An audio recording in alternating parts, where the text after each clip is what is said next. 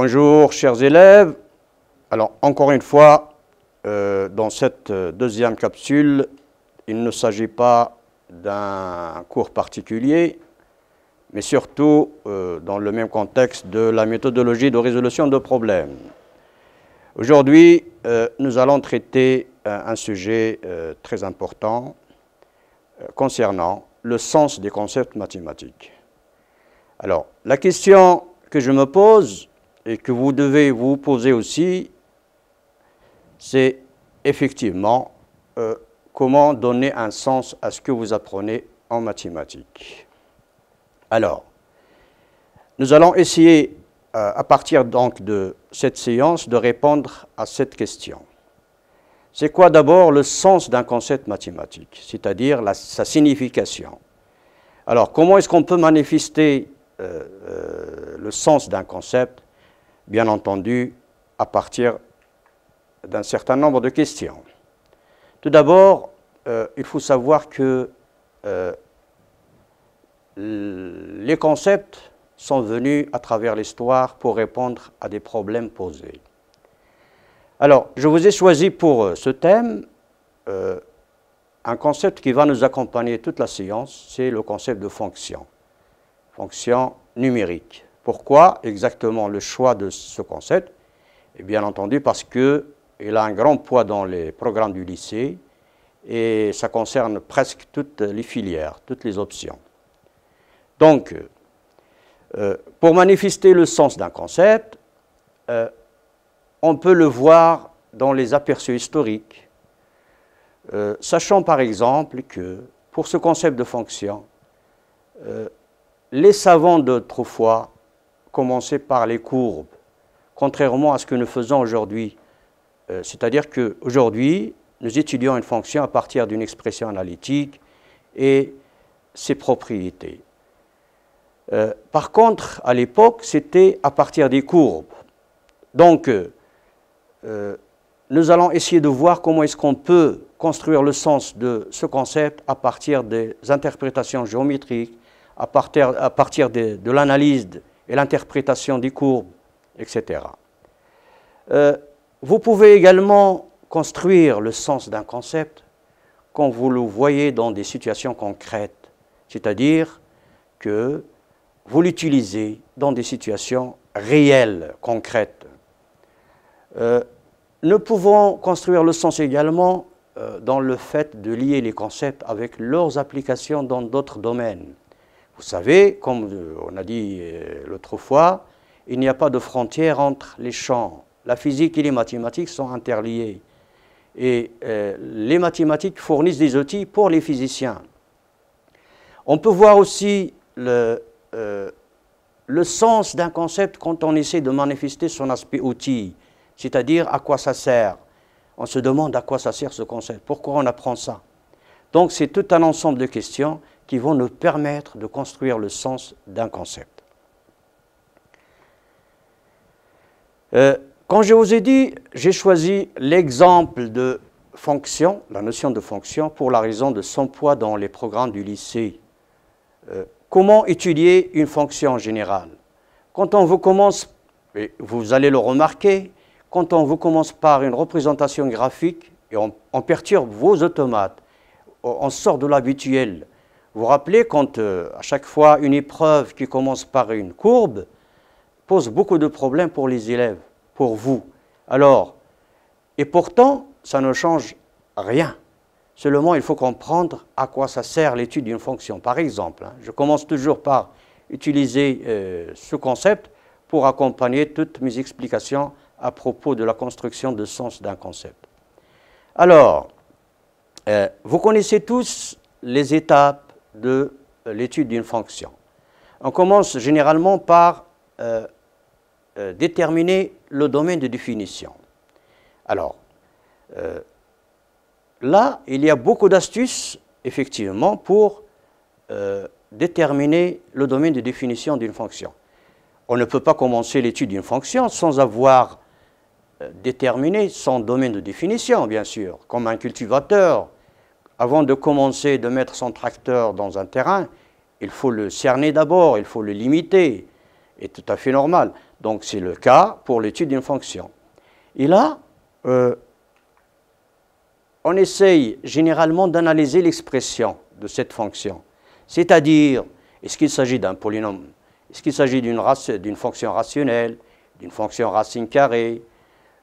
Par exemple, pour déterminer ou alors étudier le domaine de définition d'une fonction, on essaie d'ajouter et retrancher la même quantité, on étudie le signe d'une différence par exemple, comparer un rapport à 1. Donc, ce sont des astuces qu'on utilise généralement pour étudier, pour déterminer, pardon, le domaine de définition d'une fonction. Donc, je vous conseille, avant de commencer à déterminer l'étude d'une fonction, il faut commencer tout d'abord par observer son expression. S'agit-il d'une factorisation pour effectivement éviter de s'engager dans des calculs fastidieux? Alors, il vous arrive parfois de vous engager dans des calculs difficiles, alors que peut-être il y a une méthode très simple, il y a un raccourci, en l'occurrence une factorisation, une résolution d'une équation, etc. Une étape essentielle également dans l'étude d'une fonction, l'étude de parité, de périodicité. Pourquoi exactement on essaie d'étudier ces propriétés? Eh bien, pour faciliter la tâche, pour réduire l'étude à moitié. Par exemple, une fonction paire ou impaire ou périodique, on se limite à un intervalle pour l'étudier, pour déterminer effectivement ce qu'on appelle le domaine d'étude. Donc, le but, c'est de réduire les tâches. Alors, et on passe également dans l'étude des fonctions à la continuité, c'est-à-dire l'étude de la continuité d'une fonction. Généralement, sauf en sciences maths, on n'utilise pas la définition, mais en exploitant les propriétés des fonctions usuelles. C'est-à-dire que l'utilisation de la définition dans l'étude de la continuité est rare, sauf en classe de sciences maths par exemple. Et puis après, l'étude de dérivabilité. Alors là, il y a des notions, dérivabilité par exemple, qu'on doit essayer d'interpréter graphiquement pour effectivement construire le sens de cette notion de dérivabilité, pour voir que la dérivée, effectivement, c'est une pente, c'est un angle, c'est une tangente. Alors, généralement, quand on pose la question à un élève, c'est quoi le nombre dérivé d'une fonction en un point x0 par exemple? Alors, en général, il nous répond que c'est la limite du taux d'accroissement f de x moins f de x0 sur x moins x0. Alors que normalement, la dérivée, c'est une tangente, c'est un angle, c'est une pente. Vous voyez?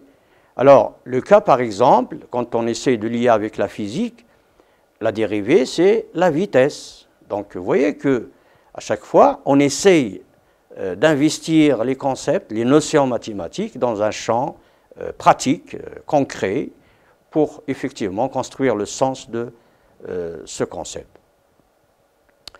Alors, pour continuer dans le sens de l'étude des fonctions, parfois, quand on a à calculer la dérivée d'une fonction, on trouve beaucoup de difficultés au niveau des calculs. Donc, il faut parfois essayer de simplifier les calculs en observant, en analysant l'expression avant de s'engager dans de calculs. Et parfois aussi, on vous donne des fonctions intermédiaires pour vous faciliter la tâche. Alors, pour ce qui est de la dérivée, vous savez qu'il y a toujours des conditions. Avant de se mettre à calculer la dérivée, il faut s'assurer que la fonction est dérivable. Alors, le but, effectivement, de calcul de la dérivée, c'est l'étude de la monotonie d'une fonction, c'est-à-dire est-ce qu'elle est croissante, décroissante ou strictement. Alors, généralement, c'est pour cela que j'insiste beaucoup sur l'interprétation géométrique, parce que ça nous permet de construire le sens de ce concept. Généralement, une fonction croissante, il va de gauche à droite. Par contre, une fonction décroissante, il va de droite à gauche. Vous voyez? Donc déjà, une façon pour reconnaître une fonction croissante ou une fonction décroissante. Et puis, bien entendu, vient la notion de limite. Alors, la limite, quant à ce concept, quand on a interprété géométriquement, le but, c'est d'étudier le comportement de la courbe aux bornes, par exemple, du domaine de définition. On essaye de voir le comportement d'une courbe, de cette courbe dans les bornes. Pourquoi effectivement? Parce que le but principal de l'étude d'une fonction, c'est la représentation graphique. Donc, on commence par étudier ces comportements, c'est-à-dire à partir des limites, à partir de la continuité, comme je vous ai dit, la dérivabilité, etc. Donc, le but principal, c'est la représentation graphique d'une fonction. Alors, pour effectivement renforcer un peu ces compétences dans le calcul de limites, il faut connaître des limites usuelles pour les investir dans les applications. Parce qu'il y a des fonctions qui sont habituelles, usuelles, dont on connaît les limites dans les bornes, par exemple en un point ou à l'infini, etc. Donc, il y a établir une relation aussi entre limite et continuité. Quand est-ce qu'on peut dire qu'une fonction est continue? À partir de la limite. Reconnaître les formes indéterminées. Qu'est-ce qu'il faut faire pour enlever les formes indéterminées? Parce que généralement, il se fait des petites manœuvres de calcul pour enlever ces formes indéterminées. Donc, vous remarquez que je vous ai donné un exemple de fonction pour effectivement accompagner cette démarche de construction du sens du concept d'une manière concrète. Alors, le but de tout cela, effectivement, c'est d'arriver à l'étude des variations. Comment cette fonction varie, c'est-à-dire que est-ce qu'elle est croissante, décroissante, quelles sont ses limites aux bornes, son comportement à l'infini par exemple, dans des points particuliers. Autrement dit, on essaie de voir l'allure de la courbe a priori, d'une manière un peu à l'avance. Donc il faut regrouper tous les résultats que l'on a obtenus dans un tableau dit tableau de variation. Alors, vous remarquez que déjà ce tableau nous donne l'aspect de la courbe, son allure. Et on commence déjà à avoir des idées à propos de cette courbe. Et là, effectivement, il faut éviter les contradictions. Par exemple, quand vous placez les limites dans le tableau de variation, il faut faire attention aux contradictions. On ne peut pas dire, par exemple, descendre en haut ou monter en bas. Donc, par exemple, si vous mettez en haut moins l'infini et puis en bas un nombre positif, c'est contradictoire. Donc, c'est de là aussi que vous vérifiez que vos résultats sont corrects ou c'est à refaire. Hein? En plus, vous placez les points dont la fonction n'est pas définie avec des tirets, et deux tirets, pour dire que ce n'est pas défini dans ce point, par exemple. Alors, vient après, bien entendu, l'étude de la concavité de la courbe. Vous savez qu'il y a des courbes qui changent de concavité, c'est-à-dire concave ou convexe. Alors, dans un point particulier, il y a un changement de concavité. C'est ce qu'on appelle un point d'inflexion. Vous connaissez l'exemple le plus frappant, c'est celui du pH mètre. Généralement, quand vous étudiez une solution, c'est-à-dire son pH, est-ce qu'il est acide ou basique, quand vous arrivez au nombre 7, il y a un changement. Et effectivement, vous allez remarquer que la courbe change de concavité, le passage d'un milieu acide à un milieu basique. Et inversement, parce que le pH mètre va de 0 jusqu'à 14. Et vous allez remarquer que point 7, il y a une inflexion, effectivement. Voilà donc, je vous donne des exemples comme ça pour vous montrer l'intérêt de la lecture des courbes, l'interprétation. C'est-à-dire, par exemple, nous vivons aujourd'hui une pandémie, est-ce qu'on peut lire la courbe de l'évolution de cette pandémie? Est-ce qu'il régresse, est-ce qu'il augmente, est-ce qu'il est croissante, est-ce qu'il est décroissante, etc. Donc le but, effectivement, c'est d'interpréter géométriquement. Parce qu'on n'apprend pas ça, pas pour le côté théorique tout simplement, mais d'essayer de l'appliquer dans la réalité. Alors, il y a beaucoup d'exemples à propos pour l'interprétation des courbes. Vous savez, dans tous les domaines, en physique par exemple, en économie, dans beaucoup de champs, on essaye toujours d'utiliser des courbes, donc il faut savoir les interpréter. Voilà, donc vient après, bien sûr, pour l'étude d'une fonction, l'étude de son comportement à l'infini, par exemple, donc l'étude des branches infinies, des asymptotes. Donc certaines propriétés vont dans l'idée du comportement d'une courbe. Exemple, sur un intervalle, le produit des images des bornes. Par exemple, si vous avez le produit des images est négatif, ça veut dire que la courbe traverse l'axe des abscisses, par exemple. Donc f de A, par exemple, fois f de B est inférieur strictement à 0. Ça veut dire qu'il y a un x0 où la fonction s'annule, c'est-à-dire que la courbe traverse l'axe des abscisses. Il y a également des courbes qui sont au-dessus de l'axe des abscisses ou en dessous. Donc, tout dépend. L'intérêt, c'est de savoir lire ces courbes, c'est de savoir les interpréter géométriquement pour comprendre le sens. Parce qu'on n'étudie pas une fonction pour l'étudier. Ce qui compte, enfin, c'est l'interprétation géométrique des résultats obtenus. On parle aussi des asymptotes, c'est-à-dire des branches infinies, comment les étudier. Il y a parfois des organigrammes sous forme d'algorithmes. Pour aussi aide-mémoire, c'est-à-dire pour aider pour l'économie de la mémoire, on peut toujours se référer à des organigrammes. Qu'est-ce qu'il faut faire? D'abord, on étudie le f de x sur x, d'accord? Et on étudie ses limites, c'est-à-dire à l'infini, par exemple. Ou alors, s'il y a des asymptotes obliques, par exemple. Donc là, si par exemple une droite est une asymptote oblique pour une courbe, il faut savoir comment déterminer les coefficients de cette droite, par exemple, A et B. Voilà. Et le fameux théorème qu'il ne faut pas oublier non plus, c'est celui de l'étude d'une fonction et la possibilité d'avoir une fonction réciproque. Vous savez que ce théorème, il nous permet d'étudier et représenter des fonctions sans connaître leur expression analytique. Exemple, vous allez voir, hein, logarithme exponentiel par exemple, la relation entre les deux, vous allez comprendre que l'exponentielle c'est la réciproque de la fonction logarithme. À partir donc de ce théorème, une fonction continue strictement croissante sur un intervalle admet une fonction réciproque. Alors, vous voyez que c'est une usine de fonctions nouvelles.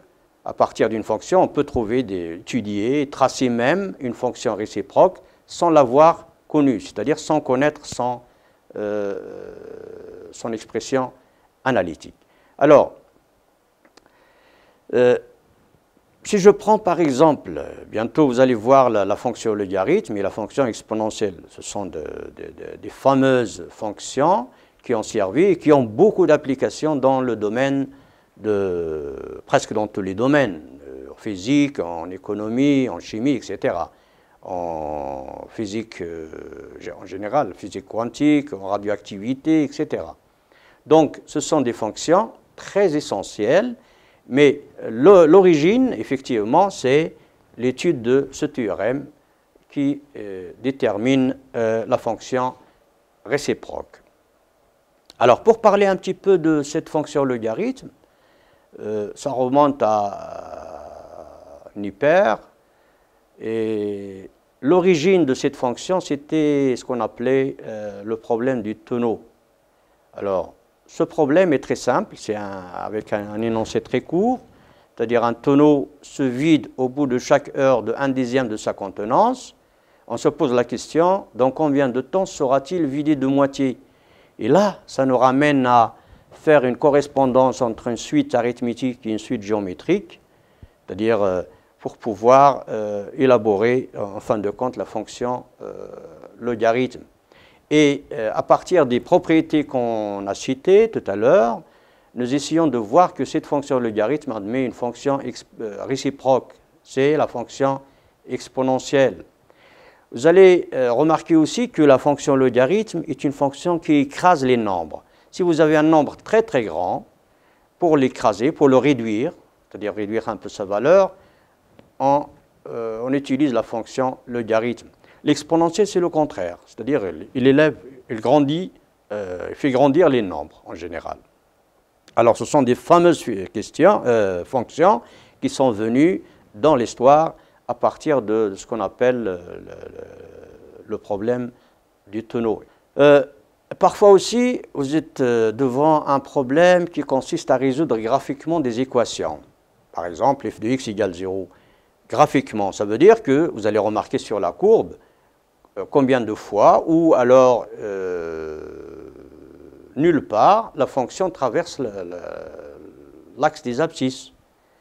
Vous allez voir aussi comment une fonction est positive ou négative à partir du graphe. C'est-à-dire que la fonction, soit qu'il est en haut de l'axe des abscisses, donc il est positif, soit qu'il est en bas. Donc, c'est une façon de concrétiser les résultats, les concepts que vous avez obtenus à partir de l'étude de cette fonction. Alors, généralement, on passe aussi à la notion d'intégrale. Alors, cette notion d'intégrale, théoriquement, ne veut rien dire.